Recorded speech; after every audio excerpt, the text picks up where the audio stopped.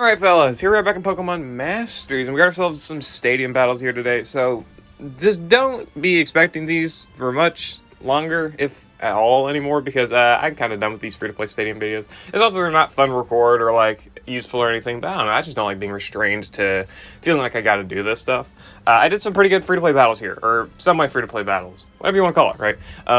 We only got 4 battles here, because I beat Will on accident, and I'm not about to go redo that. Plus, we already did a Poison Week video the first time this happened, because Will's repeating, so yeah, you can go look at that Koga and Roxy bit. That was fun. But whatever, we got some more free-to-play battles here. This is probably the last of them. Obviously, I'll still try and use free-to-play characters / semi-free-to-play setups and showcases and whatnot for certain characters, but just don't be expecting, like, a dedicated video to free-to-play characters or anything for a long time, or at all. So, yeah. Let's go ahead and do the battles. So, first battle here is something that I figure most people probably aren't going to be able to replicate if you're, like, extremely new. For the simple fact that it took me a, like, year and a half to pull enough Hilbert copies to actually have him at 3 out of 5 to max his grid. Yeah, I had Hilbert at 1 out of 5 for, like, a good year, and then got him 2 out of 5, and then got him 3 out of 5 a little bit afterwards. But this setup basically makes use of Kukui's power boost here, which gives him trip up 9 again on Rock Tomb, so we got ourselves double speed debuffs, which is able to activate the Hunter's Instinct multipliers for Clay. Clay wants a lot of multipliers. He wants Brute Wits, Ramming Speed, Hunter's Instinct, his innate multiplier is Cakewalk. So I went for a mostly DPS-oriented build because I could opt to go for all of his stuff. He's able to buff his special defense and speed by himself, but we're able to use Hilbert for his attack buffs, crit buffs, and speed buffs, and we're able to use Kukui for defensive debuffs and speed debuffs, and obviously Clay can debuff speed himself as well, right, with Mudshot and Bulldoze, so that's not a problem either. So we get ourselves a pretty solid nuke out of Clay here, and we're also able to get a lot of good damage out of him as well, which is great, so, for sure, so yeah. A lot of speed debuffs on the enemy already, -6 on Koga, just pretty much out the gate, and we can just start spamming Bulldoze for the most part and go for the defensive debuffs with Kukui. Not amazing damage because Bulldoze's base power sucks, Clay's stats aren't that amazing, and it's AoE, right? So that's a pretty big factor to consider, but it doesn't really end up mattering too much because Clay's nuke here is able to be empowered quite a lot, so go for Clay's nuke again. Pretty easy, pretty simple. Definitely not a background character. Well, I mean, 21,000 damage, by the way. I'm not going to say Clay's, like, an amazing character, or amazing sync pair, rather, but he's definitely your best free-to-play option for ground. Like, you've got Naomi, who is not bad, but she also wants sand, and Clay's just honestly probably simpler to use because, again, all he wants is a support that can buff his crit, attack, and preferably speed, which you can get done with Sonya, and then obviously Kukui for his defense and the defensive debuffs and the speed debuffs, right? So Clay's pretty simple to use, if anything else, right? So he's the best ground option, at least over Hapu. When it comes to him versus Naomi, because Naomi is a limited free unit, I don't know, that one's mostly probably just up to if you have Ingo and what your supports are, really. But this one does make use of Hilbert, who's relatively old. You can replace Hilbert for anyone with, like, Sonya, or maybe Argenta if you somehow have her, Signature Acerola. I don't know, I can't think of any other free characters, because he does want speed buffs, and characters like Hop can't provide those. I guess he can buff speed on his own, but really it's... I just go for Bulldoze, so yeah. Whatever, there you go, there was a setup. Again, reminder that these videos are more so, like, not perfected guides to do exactly what I do and you'll win exactly how I win. It's more like, these are some decent strategies you can make use of and apply to other battles, or, you know, you can go for lower points and use these characters at lower investment, that type of thing. Alright, so going here for the Grass Week battle, I wanted to try out Lodge Sycamore, but I figure for one, he's a little bit low investment. I could have probably done regular Sycamore too, now that I think about it. Oh well, that's fine. I had some ideas cooking in my head when I was thinking about that sentence, but oh well, it's fine. So I just opted to use a 1 out of 5 Signature Erica grid here. Gridless, right? Gridless Erica here. She is EX, so I guess that definitely does make a difference, but hey, she's a character that's worth EX in my humble opinion, so don't at me. Anyway, we're able to use Ginny in here to buff special attack for Gardenia and +1 crit from Team Sharp Entry to max out Gardenia's crit. Jesus Christ. And also buffer special attack to max because I do have Grand Entry on her as well. And we're also able to use the X attack all to max out Signature Erica's attack. And again, Team Sharp Entry to help max out her crit. So Erica's definitely very, very good for this. Genie was great for this setup because of her double offensive buffing capabilities. So you can get attack buffs, special attack buffs. There's some speed buffs in there, which Erica also does like. And obviously for Gage, the team likes speed buffs as well, right? So yeah, it's very, very useful support for this and whatnot. So that's very, very nice for sure. If Janine would have gone down there, it probably would not have been very fun. I think we could have still won. Could we have? I don't know. Either way, whatever, it's fine. So, we don't have to really worry about that too much. We can go ahead and go for these Solar Blades and whatnot, and defeat the enemy here. It works out just fine.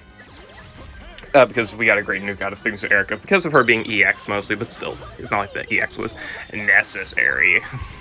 Probably not anyway. You probably could have definitely done some better, different strategies like quad queuing and whatnot. That probably would have helped a ton. Or get, like, better luck in move queues, like, because that bull does hurts. That bull does hurt quite a bit, so, yeah. Gardenia is not a fantastic grass striker, but for sun setups, if you can work it, you can get her to work pretty well. Like Cygnus Morty, Cygnus Acerola, that works. You can use her in conjunction with Brendan because a lot of her and Brendan's multipliers and activation methods are pretty much the same. Brendan with special attack and speed, Gardenia with special attack and crit and whatnot.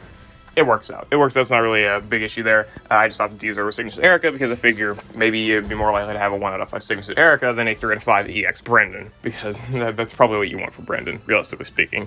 Either way, yeah, there it is. Not a bad battle. Gardenia, not too bad. She's got like 50% in DPS multipliers plus Leaf Storm. You do want Dauntless, which is a little bit annoying, but hey, it's not too bad. Again, these videos are more guides of like, hey, you can probably use some of these strategies and apply them to other battles, or use them at lower points or something. Whatever it may be. This is just my near fully invested box of characters going against 3,000 points. You could probably repeat the setup with lower investments going for 2,000 points, 1,500 points, and you'll have yourself a good victory. That's the point.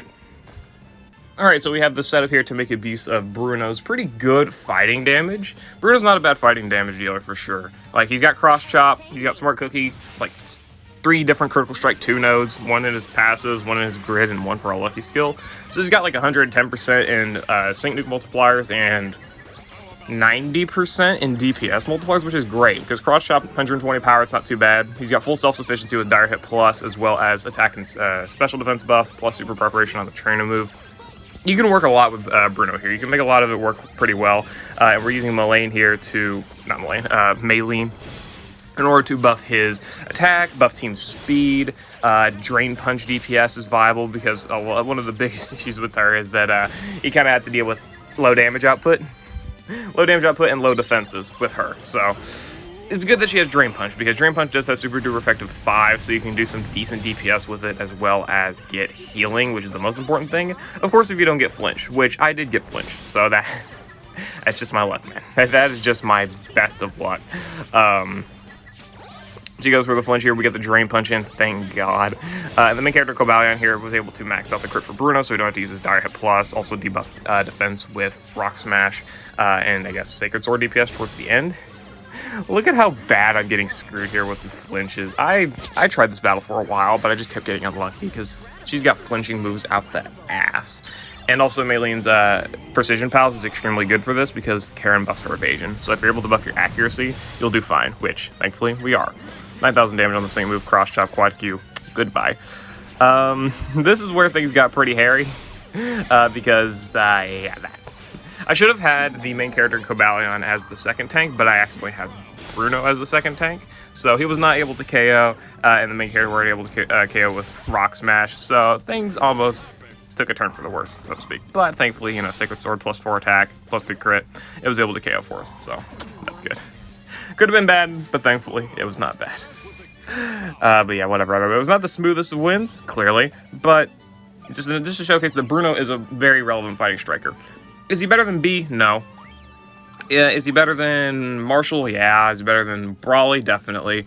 Definitely like the best freely available fighting option for sure. Out of all of the general pool, like 3 and 4 stars, I would say that Bruno is up there for one of the most simple to use and most effective strikers for sure. And fighting type, it doesn't like need the help, right? Fighting does not need a crazy character, because you do have Riley, right? He's out right now, as well as B, as mentioned, for general pool units.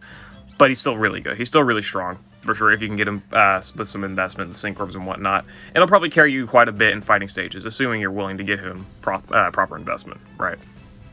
And to finish out here, triple steal setup. I was going to try like Maylene, I was going to try Wickstrom, but the Bruno battle took way too many resets that I was just kind of done with it. And I tried Maylene a little bit, and That guy needed either a lot of RNG or like the perfect cues, and I'm just not willing to do it. When you literally have Hop available with his EX right now and Power Boost, and you have the main character available, it's not worth it. It's just not worth trying. Mostly for the fact that this grid with the main character is pre-Power Boost. I redid his grid. I put in a grid that was before his Power Boost. None of his Power Boost stuff is in here. He obviously is still EX, but the EX actually did not really end up mattering too much, and you'll see why later. Hop's EX is perfect for this because you get the Sync move in, which does decent damage, and you get the Support EX. He's got First Aid 4 on his grid for healing. He's got himself super effective next when getting hit by an attacking move, so you can actually do some very consistent DPS or nuking damage. Again, Adrenaline 1 on the grid is there is really good. And we can just keep spamming Sunsteel Strike with the main character, right? We're able to use Registeel here for speed buffs, because that's the best thing about Registeel is its speed buffing ability and healing utility. It can apply good healing to the team without having to use potions and whatnot with Hop, which we did use him here, but that's not really the point. And we're also able to apply team speed buffs, because this team is slow as shit otherwise. So, yeah. This is why I say that the main character's sync nuke here does not matter. Just because we don't end up critting the Glalie. And the result in not critting the Glalie just means that we would KO it anyway with Sunsteel Strike plus Behemoth Bash as a combo. And if we didn't KO it and the main character happened to die, it didn't matter. Hop would have done enough Behemoth Bash damage anyway. So the crit on the Tyranitar there mattered, sure, but like you're going to target the Tyranitar anyway. You want that thing gone with the Sync nuke there. So just target it, KO it. If you don't crit, that's not good because it's going to go for Earthquake, and the main character in Solgaleo is weak to ground. I don't remember about Registeel. I don't think Registeel is weak to ground. I think it's just the main character in Solgaleo. So, yeah, that's fun. Either way, it doesn't really matter too much. Hop, great support with his attack, crit, and defense buffing ability, plus his potions and overall tanking utility with healthy benefits. He can do great damage with Behemoth Bash, as well as the super effective next from receiving an attack after his Power Boost. The 6-star EX is amazing for the Support EX, which effectively doubles your damage output after using a Sync move, which is amazing. Main character's pretty decent, right? The self-sufficiency, main character's very self-sufficient after the Power Boost, but this isn't with the Power Boost, right? So pre-Power Boost, he's not that crazy. I mean, you got Super Duper Effective 2 and Critical Strike 2 as a lucky skill, and then Sunsteel Strike damage, and the Sync nuke, right? But that's nothing crazy. It's fine. It's fine damage. It's nothing absurd. That's pretty much all I got to say about the main character in Solgaleo. Just spam Sunsteel Strike, you'll do decent damage, in conjunction with Hop's Behemoth Bash as well, and also Registeel with its speed buffing and potion utility. Very helpful BP unit for sure. Obviously, I don't expect you to have every BP unit, so realistically, you could easily replace Registeel there for like a Sonia. Even a 1 out of 5 Sonia would be fine. That would work without issue, but just be on the mind that picking up Dana or picking up the main character in Registeel are definitely your best options as a free-to-play player for your BP units. But yeah, whatever. There it was. There's your 4 free-to-play battles. Did I explain things well? Probably not. But I think you can just take the battles, look at them, look at how my units are invested, take a look at your units. Are they invested similarly? You know, obviously grids are the most important thing. Don't worry about the minor stuff like theme skills, lucky skills, you know, move levels. Well, okay, do worry about move levels. I mean, like potential, right? Like 3 stars, 4 stars, 5 stars. That stuff, can it be important? Yeah, it is, especially if you're trying to do 3,000 points. But if you're trying to just do lower points and you want a strategy that works out, you can definitely make a use of the strategies that I put out here, for sure. You can make use of those abilities. As long as you have the Sync Orbs, you can probably get at least 1,500, 2,000 points, and it probably won't be too big of a struggle. Just be on the lookout for that. Probably go into a Discord server, try and find the best point parameters for Champion Stadium, and you'll be fine. That's all I gotta say. So, yeah. I'll see you later. I hope you all enjoyed. Peace.